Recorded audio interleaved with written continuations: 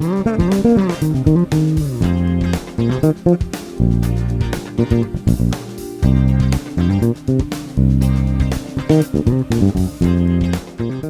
I hope you're doing well. This is Dan here, and in this lesson I'm going to teach you how to play that groove. Now, we've got 3 chords in this progression and 2 really simple patterns that I'm going to teach you. We'll start off with the groove as it is. I'll show you the patterns, then I'll show you how you can embellish the line and add your own fills. It's a really good one for that. Here's the groove, and this is how it goes slowed down.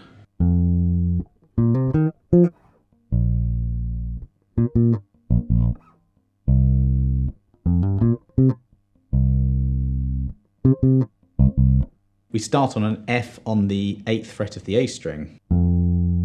Then you have a hammer on from frets 8 to 10 of the D string, B flat to C.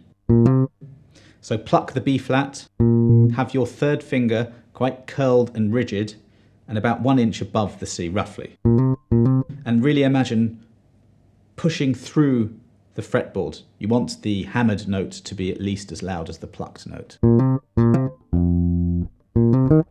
Then frets 8 to 10, E flat to F on the G string. Those notes are quite short. So 1, 2, 3, 4. Then a bit of a jump to B flat on the 6th fret of the E string. So it's 1, 2, 3 and 4 and. It's on the and of beat 4. Always be counting. If you're tapping your foot for and, when your foot comes up, that's the and or the half beat or the off beat, whatever you want to call it. There it is. Then 2/16 off the beat there. This is quite a syncopated bass line. Then you move 2 frets higher, and this is where you have the same pattern as before and the same rhythm.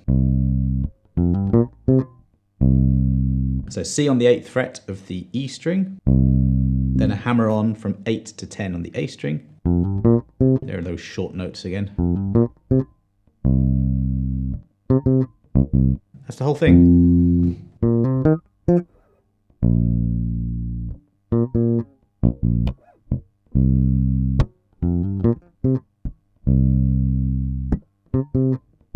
I always ask people for suggestions for great bass lines and bands to cover for these lessons.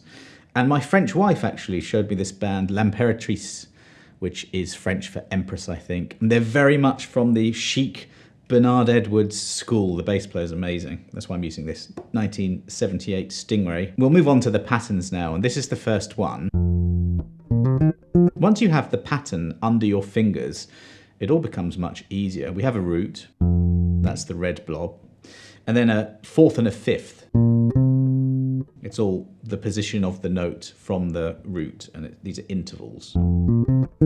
Flat 7 and octave. When we go to the C, you can do the same thing. These notes fit over a minor 7 chord. You have a root, 5, flat 7, octave. They're all in that chord, and the 4th fits as well. This pattern's even simpler. It's just a standard octave, which is in here as well.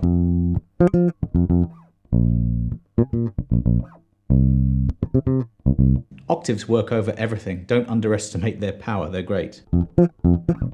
Especially for this sort of funky, disco-y type playing. The C minor 7 contains the same notes from the same pattern.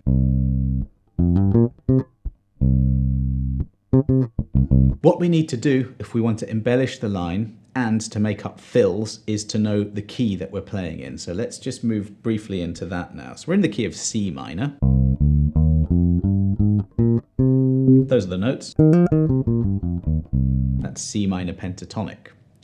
If you know that, then you can link up the notes of the chords to make up your own bass lines, or to make up fills. Let's do fills first, although really it's all the same thing. So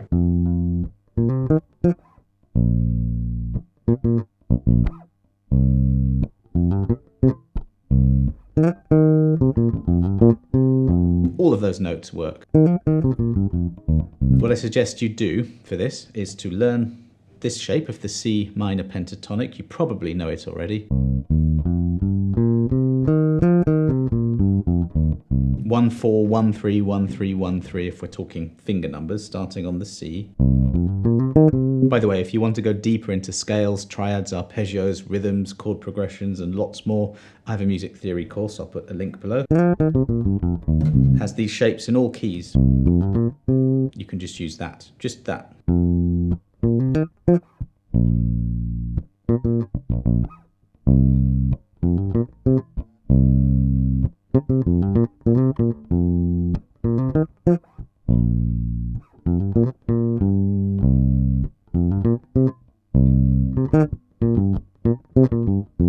You can have hours of fun just with that one shape.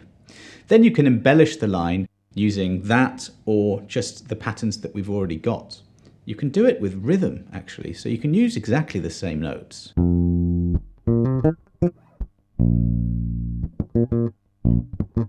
See, I'm just playing octaves there,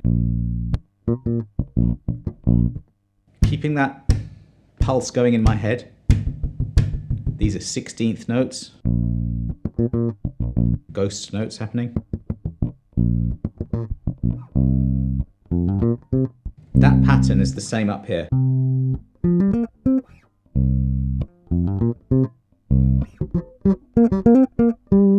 You can do this in real time if you know your fretboard really well. I know that's something that you know. Just to emphasize that point, to always be working on being able to play in different positions on the bass. So we know that C is 3rd fret A string. The double dot is the open string all over again, so you're aiming for that first dot again here, and you've got a C. 8th fret E string is the same note, C.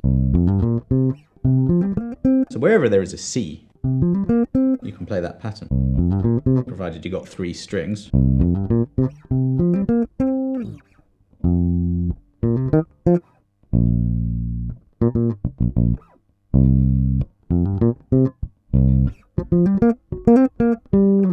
Just make sure you get back to the beginning again in time. I sometimes find when I'm doing a fill up here, you're in no man's land. You've got to get back there.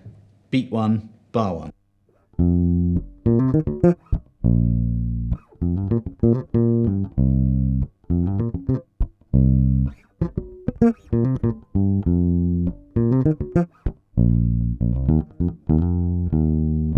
All of these are pentatonic notes.